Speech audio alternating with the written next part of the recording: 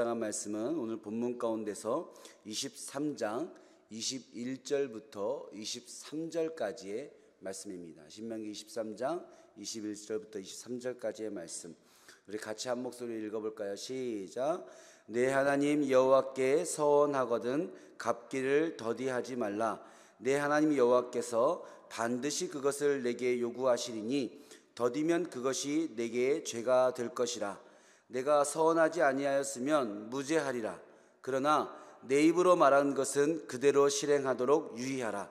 무릇 자원한 예물은 내 하나님 여호와께서 내가 서원하여 입으로 언약한 대로 행할지니라. 아멘. 오늘 우리가 읽은 신명기 23장과 24장의 본문에 대한 제목들을 말씀에서는 기타 규정이다 라는 단어들을 몇 번씩 사용하고 있습니다. 기타 규정, 어떤 이야기인가요? 기타 율법, 기타 하나님의 법례 이렇게 생각할 수 있습니다. 기타라는 단어가 쓰여지고 나니까 무언가 중요한 규정들은 이미 다 지나가고 별로 중요하지 않은 어떠한 그런 말 그대로 기타 규정들이다라는 그런 마음이 들 수도 있겠다라는 그런 생각이 듭니다.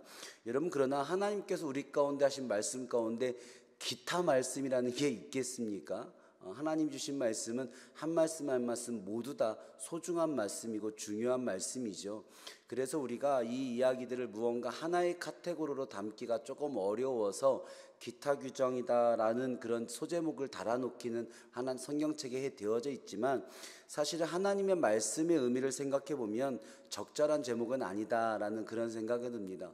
하나님의 말씀 가운데 기타 규정, 기타 말씀이라고 얘기할 수 있는 것은 아마 없지 않을까라는 생각이 들죠. 중요한 것은 이 하나님의 율법 안에서 어떠한 문구, 이 율법이 그 시대의 사회상을 담고 있는 것이기 때문에 어떠한 표현과 문구를 담고 있느냐보다는 그 규정 안에 담겨진 하나님의 마음, 하나님의 뜻, 하나님의 시선, 그것이 아마 이 말씀 가운데 담겨져 있는 하나님의 진짜 규정이지 않을까, 진짜 율법이지 않을까라는 그런 생각이 듭니다. 오늘 우리가 읽은 본문의 23장 19절부터 24장 9절까지 봐도 정말로 다양한 규정들이 많이 이야기가 나와져 있는데, 이 규정들에 쓰여 있는 하나하나의 문구의 표현보다 이 규정들 안에 담겨져 있는 하나님의 진짜 마음의 규정, 하나님의 그 시선의 규정이 무엇인지를 알아내는 것, 그것이 바로 이 말씀을 묵상하는 올바른 방법이 아닐까라고 생각합니다. 그래서 제가 오늘 이 기타 규정이라고 되어져 있는 이 말씀들 가운데서 제가 세 가지로 하나님의 마음의 규정들을 이 시간 여러분들과 나누기 원하는데요.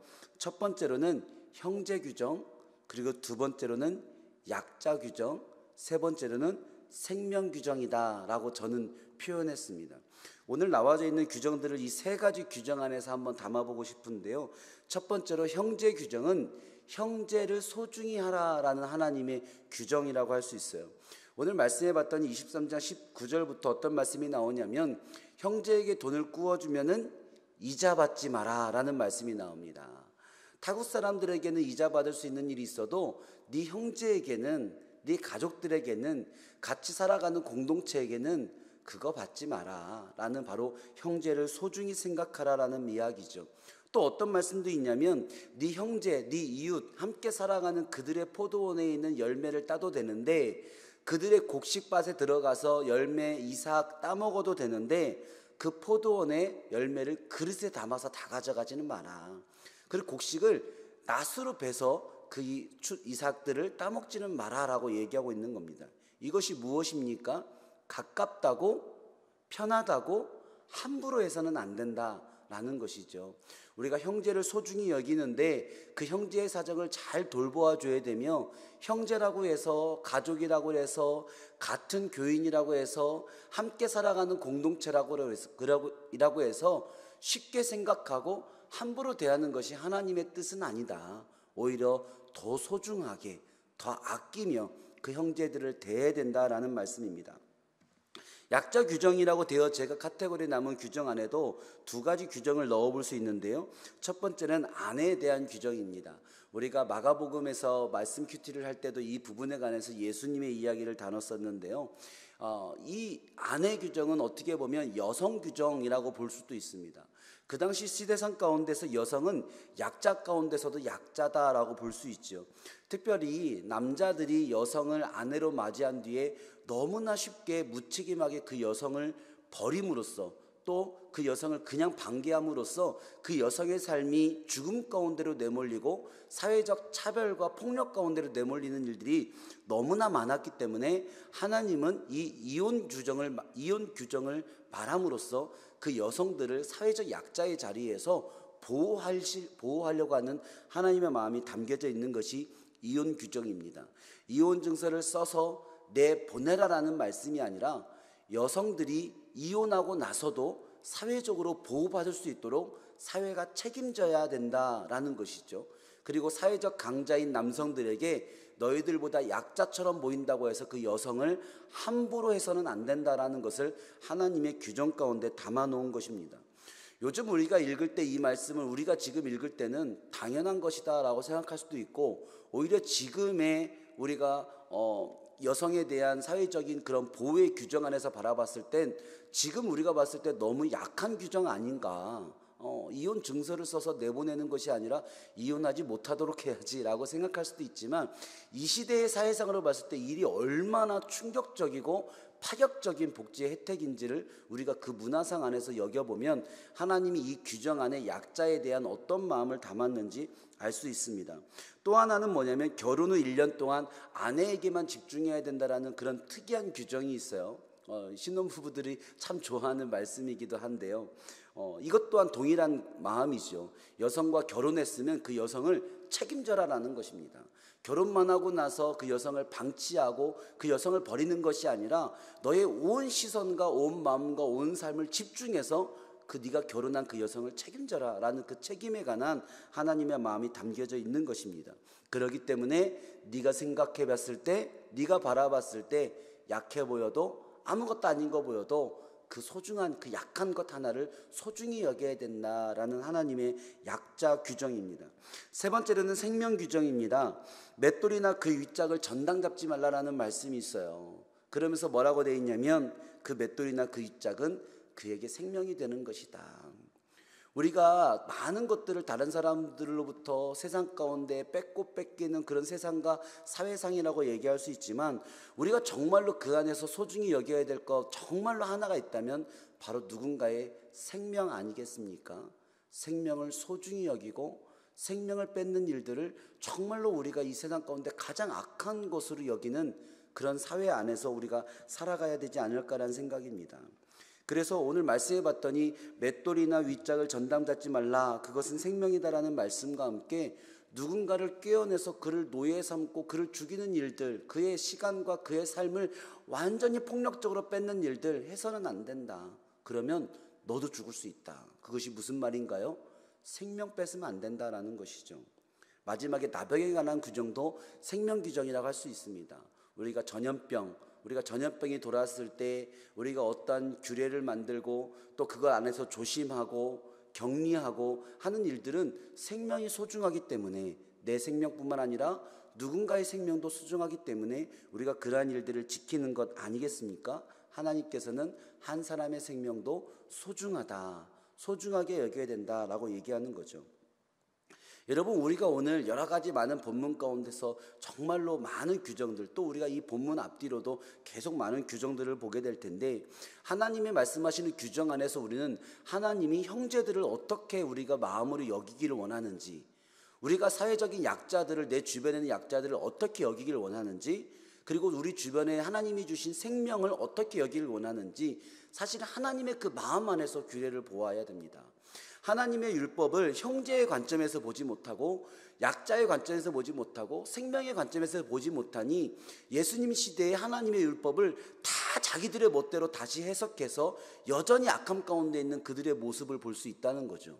그래서 예수님께서 오셔서 그런 것이 아니야, 그것을 문자적으로만 논쟁할 것이 아니라 형제의 눈으로 봐, 생명의 눈으로 봐, 약자를 사랑하시는 하나님의 마음으로 봐 라고 예수님이 다시 그 율법을 재정의해 주시는 것 아니겠습니까?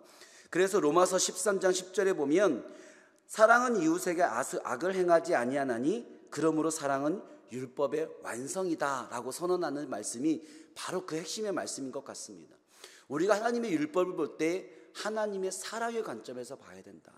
사랑의 마음으로 보지 못하면 그 문자에 매몰되어지는 오류를 범할 수 있다는 거죠. 형제를 소중히 대하라는 하나님의 말씀은 그래서 형제를 사랑하라라는 말씀으로 정의될 수 있습니다. 여러분 주변에 형제임에도 불구하고 이웃임에도 불구하고 교회 공동체 안에 있음에도 불구하고 사랑하지 못하는 사람이 있습니까? 그렇다면 아무리 문자적으로 율법을 지킨다 하더라도 하나님의 율법을 지키고 있는 것은 아닙니다. 여러분, 약자를 소중히 지키라는 말씀은 약자를 사랑하라라는 말씀이죠. 여러분 주변에 여러분이 사랑하지 못하는 약자가 있습니까?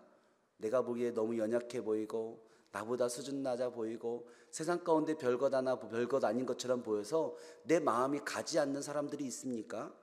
여러분, 그렇다면 문자적으로 아무리 하나님 율법을 지키고 있다 할지라도 하나님의 규정을 지키고 있는 삶은 아닙니다. 여러분, 생명을 소중히 여기라는 말씀은 생명을 사랑하는 말씀이겠죠. 사랑은 온 율법의 완성이니까요. 여러분, 정말로 여러분 스스로 하나님이 주신 이 생명을 사랑하며 하루를 살고 있습니까? 내 주변에 있는 사람들의 생명을 사랑하며 살고 있습니까? 하나님 주신 생명들을 아끼고 보호하며 살아가고 있습니까?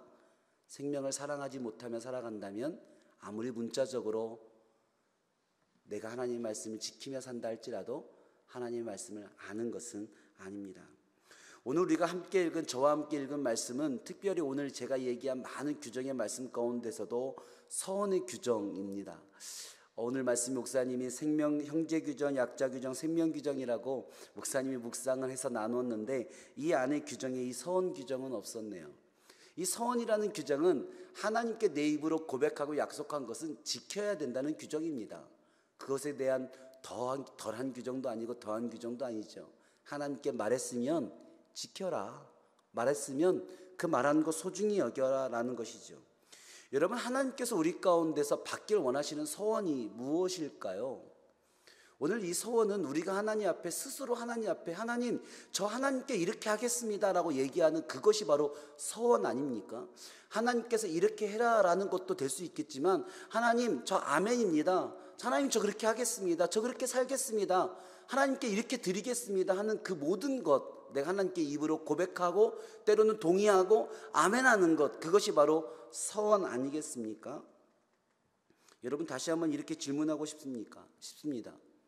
하나님이 우리에게 받길 원하시는 서원 무엇일까요?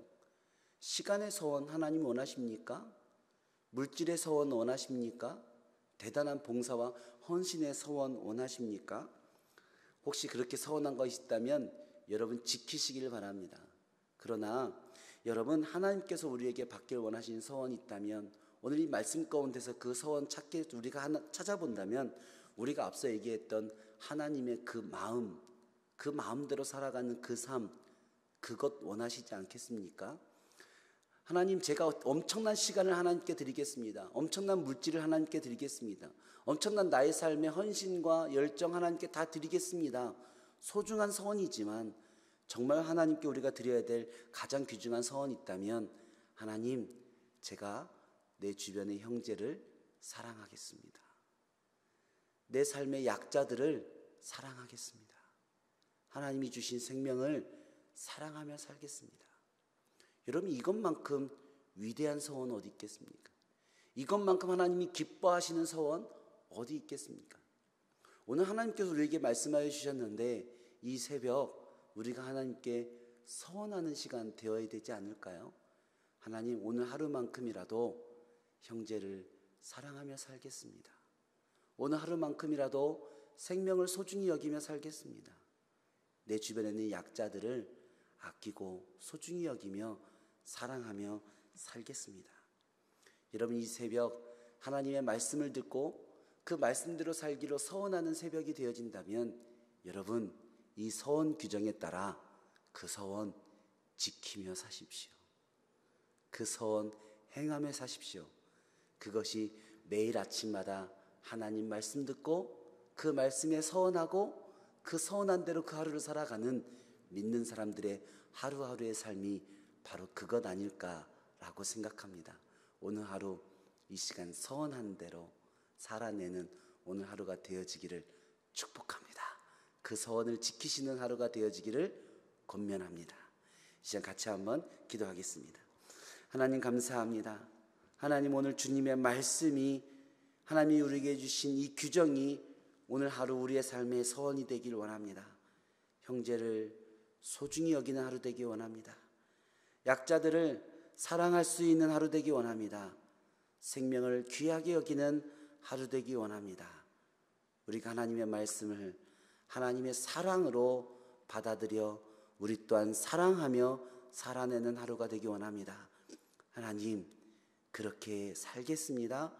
그 말씀대로, 주신 말씀대로 우리가 지금 아멘한 그 소원대로 살아내는 하루 되게 하여 주시옵소서. 감사드리며 예수님의 이름으로 기도합니다. 아멘.